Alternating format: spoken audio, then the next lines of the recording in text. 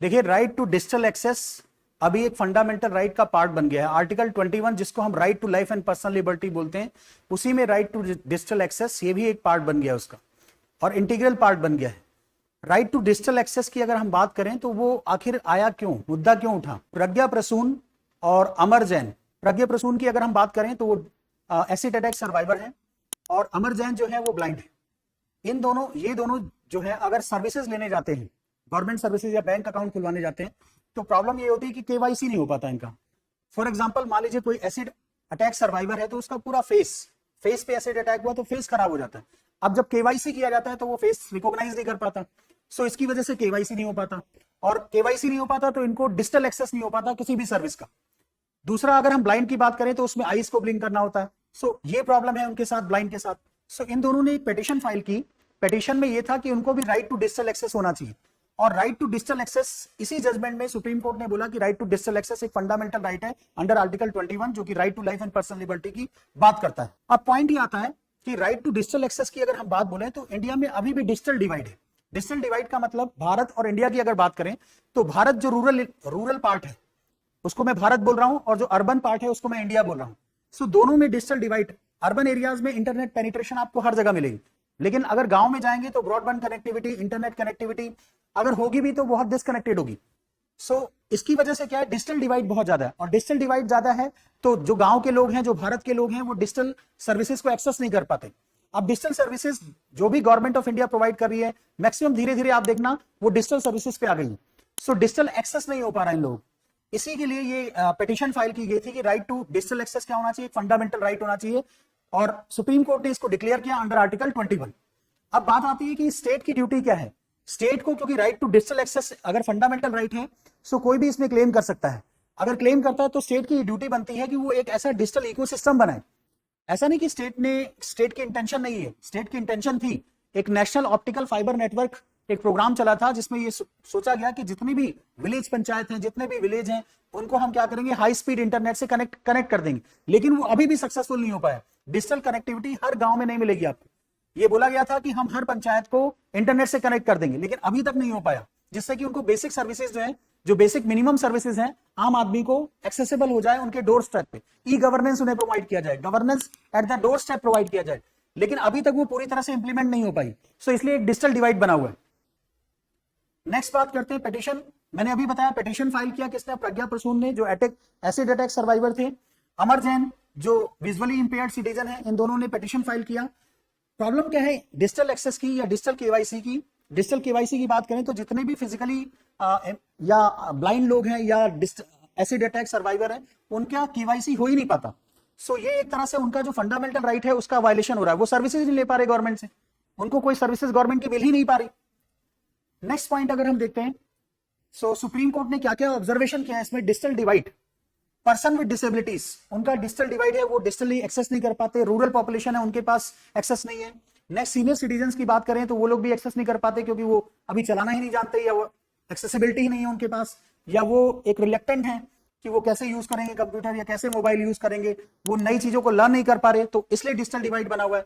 Economically weaker section है, उनके पास पैसे ही नहीं है कि वो स्मार्टफोन खरीद पाए, सो उसकी वजह से भी स्मार्टफोन की छोड़िए, कंप्यूटर खरीदने के भी पैसे नहीं, स्मार्टफोन खरीदने की, कोई भी ऐसा गैजेट खरीदने का पैसा नहीं जिससे वो डिजिटली कनेक्ट हो पाए। रेस्ट ऑफ द, और डिजिटली कनेक्ट भी हो गए तो उनको ये आइडिया नहीं है कि इस सर्विस को हम एक्सेस कैसे करेंगे। लिंग्विस्टिक माइनॉरिटीज की बात करें तो लिंग्विस्टिक माइनॉरिटीज में भी यही प्रॉब्लम है कि लोकल लैंग्वेज में जो कुछ है सब इंग्लिश लैंग्वेज में है। अब उनकी अपनी जो भाषा है, जिस लैंग्वेज में वो बात करते हैं या वो जानते हैं या वो लिखना या पढ़ना चाहते हैं, उसमें वो इंफॉर्मेशन अवेलेबल नहीं है। सो इसलिए डिजिटल डिवाइड आज भी बना हुआ है। डिजिटल ट्रांसफॉर्मेशन की जरूरत है, जिससे कि हम डिजिटल एक्सेस को इंक्लूसिव बना सके, इक्विटेबल बना सके, जिसके पास एक्सेस नहीं हो रहा उसको भी एक्सेस हो। सब्सटेंशियल क्वालिटी की बात करते हैं, जो ये डिजिटल एक्सेस होना चाहिए सभी के लिए होना चाहिए, यूनिवर्सल एक्सेस होना चाहिए। ऐसा नहीं कि कुछ लोग डिजिटली एक्सेस करें, सर्विसेज को एक्सेस कर पाए, दूसरे लोग क्या है उससे डिबार हो जाए services. So government of India को, स्टेट गवर्नमेंट्स को, जितनी भी स्टेट गवर्नमेंट्स हैं, चाहे वो देखिए, चाहे वो पिछड़ी हो या कैसी भी स्टेट हो, उनको एक ऐसा डिजिटल इकोसिस्टम अवेलेबल कराना पड़ेगा लोगों को, जिससे कि वो जो बेसिक सर्विसेज हैं वो ऑनलाइन अवेल कर सके और उनको एक्सेसिबल भी हो। अगर हम देखते हैं आर्टिकल 21, मैंने अभी बोला कि ये जो राइट टू लाइफ है या राइट टू डिग्निफाइड लाइफ है, सिंपल सी बात है, अगर किसी पर्सन को राइट टू डिजिटल एक्सेस ही नहीं होगा तो वो डिग्निफाइड लाइफ जिएगा कैसे? सो इसलिए आर्टिकल 21 में ही राइट टू डिजिटल एक्सेस दे दिया गया है। राइट टू इक्वालिटी की बात है, अगर मान लीजिए सिंपल सी बात है, अर्बन सेंटर में कोई रह रहा है तो वो बेसिक सर्विसेज या जो भी सर्विसेज गवर्नमेंट प्रोवाइड कर रही है उनको डिजिटली एक्सेस कर पा रहा है। मैं गांव में रह रहा हूं तो मैं नहीं एक्सेस कर पा रहा, तो राइट टू इक्वालिटी भी मेरा ब्रीच हो रहा है एक तरह से। आर्टिकल 15 क्या है? डिस्क्रिमिनेशन है, अगर देखा जाए तो एक डिस्क्रिमिनेशन हो जाएगा डिजिटल डिवाइड के बेसिस पे। नेक्स्ट इज डायरेक्टिव प्रिंसिपल, ये बोलता है कि हमें अगर वेलफेयर को प्रमोट करना है, इनइक्वालिटीज को रिड्यूस करना है, तो जितने भी लोग हैं उनको क्या इक्वल एक्सेस होना चाहिए सर्विसेज का, वो चाहे डिजिटल सर्विसेज हो या किसी तरह की सर्विसेज, उनका इक्वल एक्सेस होना चाहिए। नेक्स्ट इसमें चैलेंजेस क्या है? चैलेंजेस भाई ये डिजिटल इंफ्रास्ट्रक्चर नहीं है, डिजिटल इकोसिस्टम नहीं है, बहुत सारी स्टेट्स हैं, बहुत सारे एरियाज हैं, स्टेट्स उनको प्रोवाइड ही नहीं कर पा रही है सब सर्विसेज। दूसरा क्या? पुअर कनेक्टिविटी है। पुअर कनेक्टिविटी इसलिए भी है कि बहुत सारे ब्रॉडबैंड सर्विसेज है, गांव में देना ही नहीं चाहते। गांव में इसलिए नहीं क्योंकि उन्हें क्लाइंट नहीं मिलते इतने, उनका जो फाइनेंशियल वायबिलिटी होता है वो नहीं हो पाता। डिलेज बहुत ज्यादा है। बैंक अकाउंट्स में देखते हैं, जैसे सिंपल सी बात है, बैंक अकाउंट्स अगर हम देखें तो अब केवाईसी नहीं हो पा रहा तो खुल ही नहीं पा रहा उनका अकाउंट, महीनों से वो चक्कर काट रहे हैं बैंक के। सो डिजिटल एक्सेसिबल करना है, राइट टू डिजिटल एक्सेसिबिलिटी होना बहुत जरूरी है। और कुछ लोग ऐसे भी हैं जो रिलेक्टेंट है, वो टेक्नोलॉजी को अडॉप्ट नहीं कर पा रहे क्योंकि बुजुर्ग हैं, वो बूढ़े हैं, बूढ़ा आदमी अभी सीख नहीं पा रहा, लर्न नहीं कर पा रहा। सो कुछ ना कुछ ऐसा इकोसिस्टम गवर्नमेंट को जनरेट करना है जिससे कि उनको भी डिजिटल सर्विसेज, जो हम डिजिटल सर्विसेज प्रोवाइड कर रहे हैं, उनको भी अवेलेबल हो सके, या तो उनके साथ असिस्टेंस हो या कोई सपोर्ट करने वाला हो जो उनके लिए एक्सेसिबल कराए। नेक्स्ट, अगर गवर्नेंस, अगर मान लीजिए राइट टू डिजिटल एक्सेस जैसे ही इंप्लीमेंट करना शुरू किया, गवर्नेंस क्या होगा? Governance at the door step पे आ जाएगा। इसका इंपैक्ट देखिए, गवर्नमेंट के पास जाने की जरूरत नहीं है। जैसे मान लीजिए सिंपल सी बात है, मान लीजिए मुझे डोमिसाइल बनाना है, मैं रह रहा हूं यहाँ पे गुरुग्राम रीजन में और मुझे डोमिसाइल बनाना है अपने गांव से। अगर वो सारी सर्विसेज क्या है, ऑनलाइन है, तो मैं यहीं से अप्लाई करूंगा, विद इन 1 वीक क्या होगा, मेरा डोमिसाइल बन के आ जाएगा मेरे पास।